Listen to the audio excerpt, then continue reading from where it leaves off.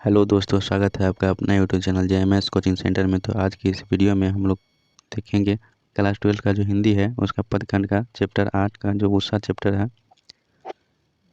Chapter 8 Usha का most previous subjective question. तो चलिए बिना देर हुए बढ़ते हैं क्वेश्चन को और देखते हैं क्वेश्चन नंबर 1। क्वेश्चन नंबर 1 क्या कहता है?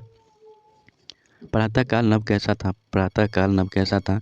तो प्रातःकाल नभ कैसा था दोस्तों, चलिए उत्तर देख लेते हैं। प्रातःकाल नभ बिल्कुल नीला राख के समान स्वच्छ था। प्रातःकाल जो नभ था बिल्कुल नीला, प्रातःकाल नभ बिल्कुल नीला राख के समान स्वच्छ था। कैसा था? बिल्कुल नीला राख के समान स्वच्छ था। उसकी नीलिमा के बीच आने वाले उजाला हल्के रूप में झांकता सा नजर आता था। उसकी नीलिमा के बीच आने वाले उजाला हल्का सा रूप में झांकता सा नजर आता है। प्रातःकाल की उषा वेला में आकाश नीला राख सा लगता है। प्रातःकाल उषा की वेला में कैसा लगता है? तो नीला राख सा लगता है। कैसा लगता है? तो नीला राख सा लगता है। ये क्वेश्चन जो है दोस्तों काफ़ी ज़्यादा बीबीआई क्वेश्चन है। क्या है? काफ़ी ज़्यादा बीबीआई क्वेश्चन है, तो इसे याद कर लीजिए। चलिए नेक्स्ट क्वेश्चन देख लेते हैं। क्वेश्चन नंबर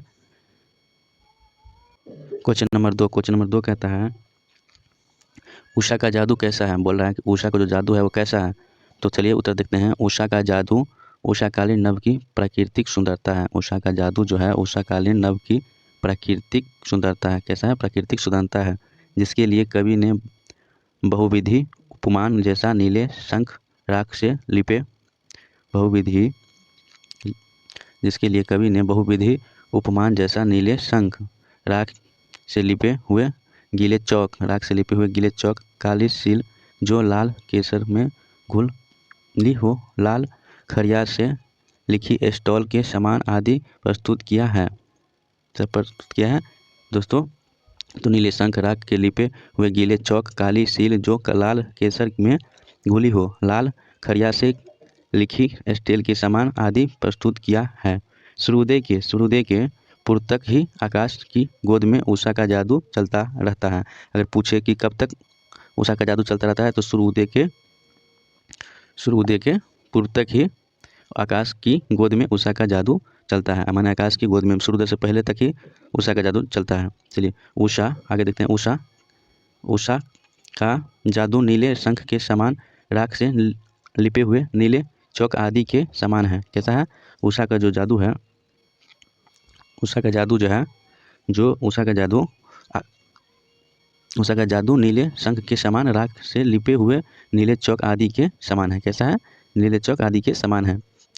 तो चलिए नेक्स्ट क्वेश्चन देखते हैं। Question number 3। क्वेश्चन नंबर 3 क्या कहता है?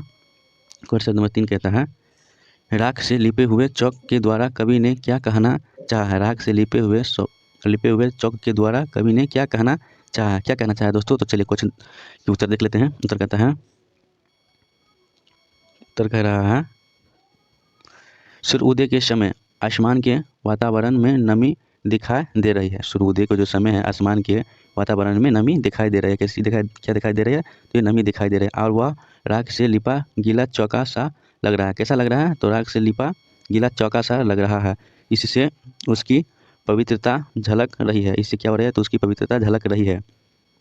कवि ने सूर्योदय से पहले आकाश को राख से लिपा चौक के समान इसलिए बताया है। बोला कवि ने राख से लिपे आसमान को इसलिए बताया है ताकि वह उसकी पवित्रता को अभिव्यक्त कर सके। किस लिए बताया है? तो उसके पवित्रता को अभिव्यक्त कर सके, इसीलिए कवि ने आकाश को राख से लिपा चौक के समान बताया है। चलिए नेक्स्ट क्वेश्चन नंबर 4 देख लेते हैं। क्वेश्चन नंबर 4 क्या कहता है? क्वेश्चन नंबर 4 कहता है लाल केसर और लाल खरिया चाक किससे के लिए प्रयुक्त है? लाल केसर, लाल खरिया और चाक किसके लिए प्रयुक्त है? तो किसके लिए प्रयुक्त है दोस्तों? तो चलिए क्वेश्चन का उत्तर देख लेते हैं। उत्तर में क्या कहता है? उत्तर कहता है लाल केसर सूर्योदय के समय आकाश की लालिमा से कवि ने केसर से तुलना की है। लाल केसर सूर्योदय के समय आकाश की लालिमा से कवि ने लाल केसर से तुलना की है। किससे तुलना की है? तो लाल केसर से तुलना की है। रात्रि को उन्होंने काली सील से तुलना की है। रात्रि को किससे तुलना की है? तो काली सील से तुलना की है। काली सील को लाल केसर से मलने पर सिलवट साफ हो जाती है। बोल रहा है कि काली सील को लाल केसर से मलने पर सिलवट साफ हो जाती है। सिलवट क्या हो जाती है? तो साफ हो जाती है। उसी प्रकार सूर्योदय होते ही अंधकार दूर हो उसी प्रकार सूर्योदय होते ही अंधकार दूर हो जाते हैं। क्या हो जाते हैं? तो सूर्योदय होते ही अंधकार दूर हो जाते हैं एवं आकाश में लालिमा छा जाते हैं। क्या होता है? आकाश में लालिमा छा जाता है। लाल खड़िया चाक उषा काल के लिए प्रयुक्त हुआ। लाल खड़िया चाक उषा काल के लिए प्रयुक्त हुआ है। क्या हुआ है? लाल खड़िया चाक उषा के लिए प्रयुक्त हुआ है। किसके लिए प्रयुक्त हुआ है? तो उषा के लिए प्रयुक्त हुआ है। उषा काल में हल्के अंधकार के आवरण में मन का स्वरूप ऐसा लगता है। उषा काल में के आवरण में मन का स्वरूप ऐसा लगता है मानो किसी ने स्टॉल पर लाल खली घिस दी हो। क्या लग रही है? मानो कि स्टॉल मान स्लेट पर लाल खली घिस दिए हो। चलिए नेक्स्ट क्वेश्चन देख लेते हैं। क्वेश्चन नंबर 5 कहता है कि उषा कविता में प्रातःकालीन आकाश की पवित्रता, निर्मल और उज्ज्वलता के लिए प्रयुक्त कथनों को स्पष्ट कीजिए। उषाकालीन में प्रातःकालीन आकाश की पवित्रता, निर्मलता और उज्ज्वलता के लिए प्रयुक्त स्पष्ट कीजिए। तो चलिए देख लेते हैं क्वेश्चन को। क्वेश्चन कहता है, का उत्तर कहता है, पवित्रता जिस स्थान पर मंगल कार्य करना हो। पवित्रता किसे कहते हैं? जिस स्थान पर मंगल कार्य करना हो उसे राख से लिपि कर पवित्रता बना लिया जाता है। उसे राख से लिपि कर पवित्रता बना लिया जाता है। लिपे हुए चौक के समान वह प्रातःकालीन आकाश भी पवित्र है। लिपे हुए चौक के समान ही प्रातःकाल आकाश भी पवित्र है। क्या बोल रहा है? कि आकाश भी पवित्र है। आगे देख लेते हैं। आगे कहता है, निर्मलता कालापना मलिन अथवा दोषपूर्ण।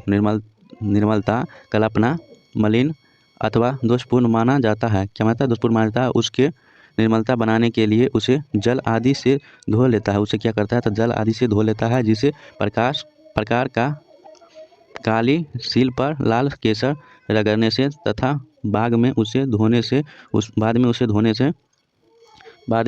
से पर झलकने वाली लालिमा उसकी निर्मलता की सूचक बन जाती है। क्या बन जाती है? तो सूचक बन जाती है।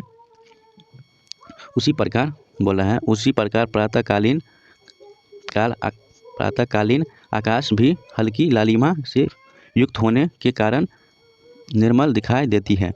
उज्ज्वला, जिस प्रकार नीला जल में गोरा शरीर उज्ज्वल चमक से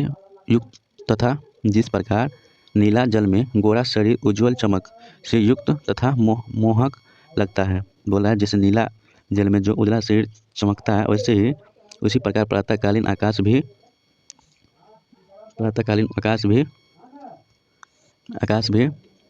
उज्ज्वल क्या होता है? तो उज्ज्वल प्रतीत होता है। नीला जल में किसी की गोर झिलमिल देता है जैसे हिल रही है। बोल रहा है कि नीला जल में किसी की गौर झिलमिल देता है जैसे हिल रही है। अगर ये वीडियो आप लोग को अच्छा लगा हो दोस्तों तो लाइक, सब्सक्राइब और शेयर कर दीजिएगा, क्योंकि जितना भी क्वेश्चन करवाए हैं सब VVI क्वेश्चन है। और चलिए जल्दी ही मिलते हैं नेक्स्ट वीडियो में। आज के लिए बाय बाय, टाटा।